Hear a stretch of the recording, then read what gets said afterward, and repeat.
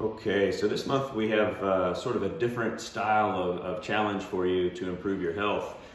One of the things that is tough for people is to fit in new habits or new routines to improve your health. So I thought it'd be good to have us all think about what is something we can stop doing that will improve our health. So I'm not so much talking about obvious things like stop smoking cigarettes. That's an obvious one. Of course, that would help improve the health. One for me that's obvious is I can get a little bit upset and my language can be cursing when I'm driving. Somebody cuts us off. I got the kids in the minivan, so that's something I'm working on. But that's obvious. That's not necessarily what we're looking at here, things like that. What I'm talking about is maybe things that we've been doing for a lot of years, and it maybe served us well at one time, but it's no longer something that we need to do, or we could eliminate it and add something else to our routine to improve our health, improve our life even more. So I'll give you a couple examples. One of those things is, for years, all the way since I was probably middle school, I'm just so used to it, to working out hard, training hard. I ran track and cross country in high school and college, enjoyed doing CrossFit competitions, and so I was very used to very intense exercise pretty often. Well, in more recent years, I still enjoy those high intensity intervals and enjoy those workouts sometimes, but backing off the volume of that has allowed me to add in more mobility work, flexibility work, some things for my body that's really helped me to heal and pick up some areas that I was neglecting for a couple of decades while I was into more competitive athletics. So taking some of that time off of the intense exercise opened up a possibility for me to do something really, really good. Here's another one that my wife and I have found recently.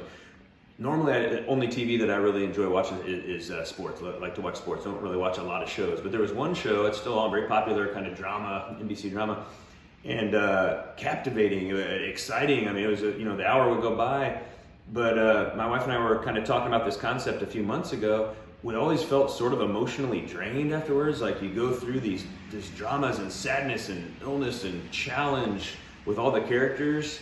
And even though it was entertaining, at the end of it, I felt tired. I was like, damn, I felt like I had been through what these characters were, didn't sleep as well. So we thought, hey, let's try it. Let's see if we missed the show or not. Well, it turns out after a couple weeks, I don't even think about it anymore. And sleeping better on those nights that I didn't used to sleep as well. And it's given a little more time for, I can read some things, maybe watch a stand-up comedy on Netflix instead. So it's just a subtle thing, but it's made a difference in sleep and it's freed up some more time. And then last one, for those of you that may be looking at work life, what you're doing work-wise.